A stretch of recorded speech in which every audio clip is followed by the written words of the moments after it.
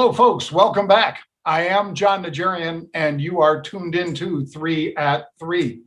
And as usual, every business day, we try to bring you the unusual activity that we're seeing with our heat seeker algorithm. And before we do that, however, we always have to do this, which is let you know that we are not your financial advisor. I am not a registered investment advisor. What I'm presenting is for educational and informational purposes only. If you choose to act on it, please understand that all investments involve risk. Also, our lawyers like us to say that we have a host of intellectual properties on what you're about to see, and those rights are including, but not limited to, patents, trademarks, registered marks, and copyright. Please ask us before you reproduce this in any fashion. Thank you. All right, let's take a look at Peloton. I remember, and as I said on the 60-second video this morning, some people sort of, I guess they were super fans of Peloton, being rather incredulous about, oh yeah, well, you guys are seeing put activity in Peloton. Well, it's not going down. You know, this thing's got demand everywhere and so forth and so on. And keep in mind, folks, we don't love or hate any of the companies where we see unusual activity. Now, I certainly enjoy making money on the long side primarily. And we all have heard that old Wall Street adage, stocks take the steps up and the elevator down. Well, Peloton's taken the elevator down. And we cited this just a week and a half ago, and we used it on Halftime Report as well. They were buying the May 100 puts with the stock at roughly 120 bucks a share. So as I said at the time, I don't like buying out of the money puts, even though you can make a lot of money on an out of the money call or put when it moves. But instead, we like buying at the money, and in the case of puts, selling an out of the money against it. So I was long the 120 puts, short the 115 puts. It began to work. I rolled down to long 115 puts, short 110 puts, and now I've rolled down yet again. Why? Because Peloton fell all the way down. It was down to a little over 7% today, traded down to, I think, 104 and change from that 119 area. And that has been a very nice trade. Like I say, my discipline, folks, is that I cut my losses if the option I've purchased, in this case, it would have been a put, if that put spread I purchased lost half of its value. And conversely, if a call spread, which I would own an at the money and sold an out of the money call, if that lost half of its value, I would cut that as well. So I'm agnostic. I am looking to be at the tables a long time, to use a gambling terminology. And I wait until there's a lot of face cards in that deck before I start upping my bet. Now, in Las Vegas, they'd kick you out of the casino if you're very efficient at doing that. In other words, counting cards. But the great thing is in Wall Street and on Wall Street, the more you move odds into your favor, the more often you win, and they don't kick you out for doing it. So that was our first example today of why this unusual option activity really works.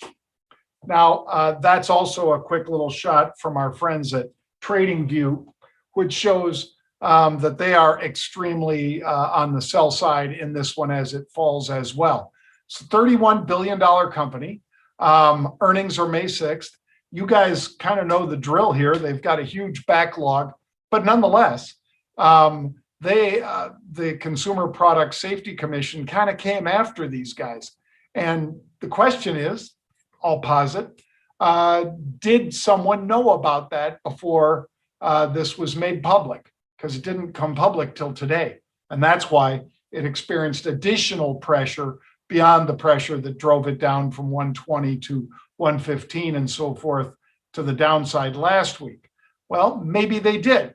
That's up to the SEC to go find them if somebody was acting on information that wasn't public. All we were acting on was the accumulation of put options.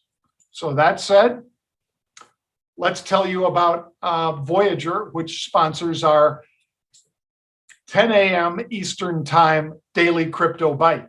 Those two gentlemen, CJ and Monty, and their team are on that site 24/7. Now, you might say to me, no, John, they're not. Yeah, they really are. Those of you who've been on there know that that's true. We've hired a number of folks in that space. CJ and Monty might get a little rest here and there, but their team is in there, and CJ and Monty are in there regularly. They kind of trade off on who's got the night shift, who's got the day shift.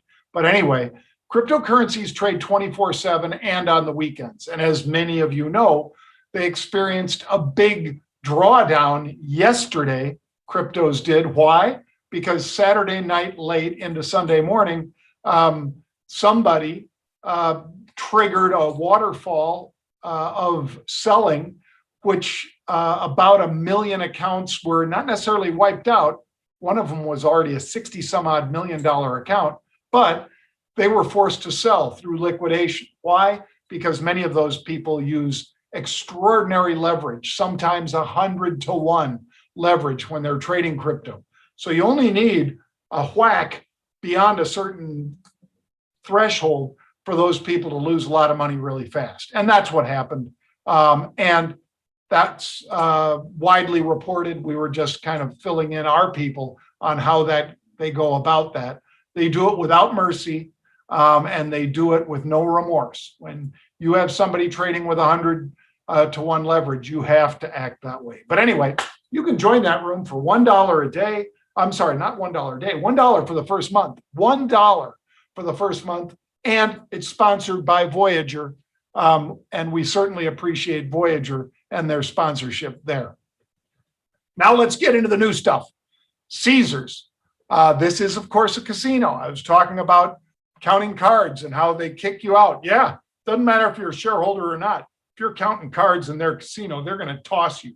So Caesars, we see bullish call buying. They're buying 2,500 of the this week expiration April 92 calls. That is with the stock at $88 a share. So there's Caesars 89.43. So it's already experienced a little bit of a rebound from that 88.11 that we were getting in at. So it's up about $1.30, let's call it, from there.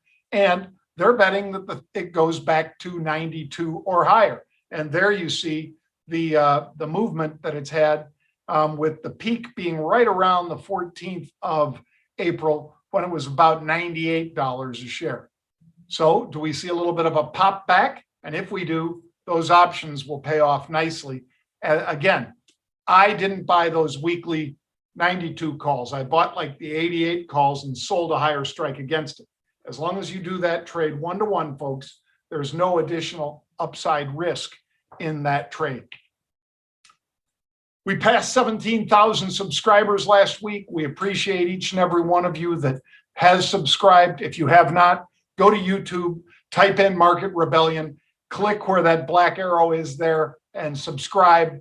We would certainly appreciate it. And we think you will appreciate getting all of our videos for free.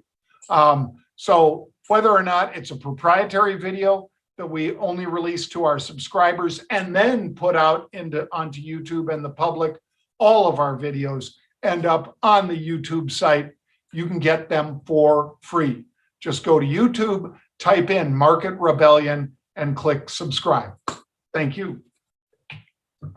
Second trade of the day, KWEB. So these are Chinese shares in the internet space. KWEB, bullish call buying. That ETF was at 74.42. As you see, 10,000. That's 1 million share equivalent, because every option is for 100 shares of stock. So when somebody buys 10,000, yeah, move 2 decimal places on that. That's 1 million shares of stock. But again, these options are $8 nearly out of the money. So I'm going to sound like a broken record, but I didn't buy those. I bought the lower strike and sold a higher strike 1-to-1. Some of you might ask, why don't you do 1-by-2, Doc, and do it for a credit? Well, because then I do have risk to the upside. If I collect a credit, I have no downside risk in a call spread, but I would have upside risk. So in other words, if the reason these people are buying 10,000 of these calls is because something really good is about to happen, and I have a 1/2 spread on, I could lose money, even though I was right on my read. So instead, I'm not a pig. I want to do 1-to-1. I want to swing for singles and doubles. And that's how I've been around this market for nearly 40 years. There it is, KraneShares. That's the KWEB 74.31, down about 0.5%. And as you see there, the day's range is 74 to 75. Pretty tight range out of this one so far today. KWEB. So I would say if you want to learn more about how we trade, number one, you could go to marketrebellion.com and type in /get started. You'll see subscription products, coaches, mentors, all of that fun stuff, distance learning, all of that on marketrebellion.com /get started. You could also sign up because AJ Monty and I have a special webinar that will be free, but you must register to watch it live this Wednesday. So I'll tell you more about that one tomorrow, but I would encourage you to check it out. You can register at marketrebellion.com. AJ is a brilliant technician, and he and I are going to break down stocks like that for you. Bang. Darden Restaurants. All right, let's take a look. Some of the offerings of Darden Restaurants are the Capitol Grill, Olive Garden, Longhorn Steakhouse, Cheddar's, and you see the rest. This is an interesting play, I thought, because they came in buying calls. The stock was $147 a share, almost exactly, and they're buying July 155s. So these are $8 above the market. Again, broken record, John. I am buying the at the money, selling a higher strike against it. This is calls, so I want to own the right to buy shares, which I can do by purchasing a call option, and by selling a call option against what I've purchased, I can cut down time decay, which is theta, get to that later, and volatility compression or volatility, Vega. I can address both of those with that strategy. And I put less money on the table. Maybe buying those calls could cost me $2. Well, what if I can buy the at the monies and sell a higher strike and put less than $2 on the table, and yet I have moved odds into my favor? That's what I'm all about, folks. That's what you should be all about. But again, you have to decide how to trade your money. There are the KraneShares, that should be Darden, sorry. I don't know why, but I have KraneShares there instead of Darden. I must have screwed up. But you know, DRI is the symbol for Darden. Pull it up, take a look. July 155s were what they bought. I bought the at the money, sold the higher strike. And now we get to questions. I love this part of the show. Jon Najarian, or at 3@3_UOA. Alex, whose handle is at STAUCH09. Are you a fan of selling long-term covered calls with high premiums, say 6 to 9 months out? No, I'm not. Doesn't mean it's a bad thing, Alex. I like to ladder into short-dated options. The more time an option has, the more that call could go in the money. And for the most part, when I'm writing calls, I just want the income from the calls. So Alex, what I do is for instance, let's say Apple. I am short the Apple weekly calls. I'm short the 2-week out calls. I'm short the 3-week out calls. I'm short the 4-week out calls. I ladder in. So if I've got, let's say, 10,000 shares of Apple, what I'm doing is I am selling 25 of the weekly calls, 25 of the 2-week out calls, 25 of the 3-week out calls, 25 of the 4-week out calls. And that way I'm laddered in, I'm getting the fast time decay for a quarter of those. Then into the second week, I'm getting another 25 and another 25 and another 25. I find I make more money doing that. And it's almost like putting your apartment, instead of collecting a monthly rent, I'm collecting a VRBO-like rent nightly. And I love that. So that's the way I do it. Again, you have to decide, Alex, if that's appropriate for you. Dirt, whose handle is Marlow, MARLOWESMETAL, Marlow's metal. Okay. What's the best way to buy Dogecoin? Well, I'm glad you asked because I own a lot of Doge. And you may have seen me celebrating because, as I said, my daughter first got me into Doge this year, hadn't traded it before. And then I made a phenomenal amount of money in it because it was 0.07 of a cent, popped to 9 cents. I sold. Then I reloaded at 5.5 cents again. Traded up to 45 cents last week, traded over 40 again today. Where do I trade it? You got it. Voyager. Why? Because I'm trading commission free. Also, I can trade 50 plus digital assets on the Voyager platform. I think it's fabulous. It's crypto made simple. It is right there on your phone. So I think that this is a fabulous company. That's why I'm an investor in Voyager. And I love the way I can trade so fast on the Voyager platform. Now, some of you will hit at me and say, God, Doc, I can't get on because there's so many people. Yeah, there are so many people. But do you think there's a lot of people that want to get on because it's a bad platform? No, they want to get on because it's the platform for trading these cryptocurrency assets. So what do? If you go to Voyager and you enter code REBEL25, they'll give you $25 in Bitcoin for signing up, just for using that code, REBEL25. So you go to Voyager, download it onto your phone. I got Dogecoin trading 39 right now, Bitcoin trading 55,823, Ethereum trading 2172. I love trading on this platform.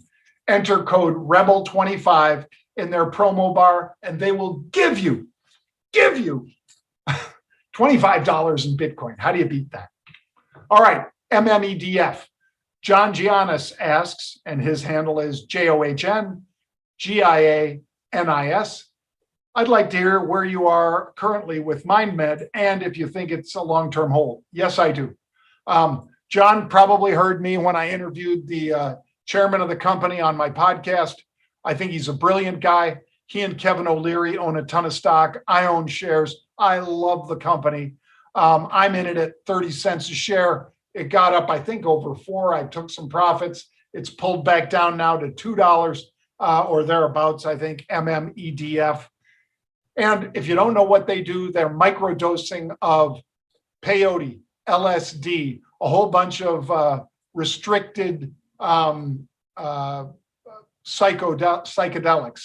And why do I like it? Because it's not a dispensary play, folks. This isn't recreational. This is for people with PTSD. It's for people like soldiers and first responders that have that horrible malady, PTSD.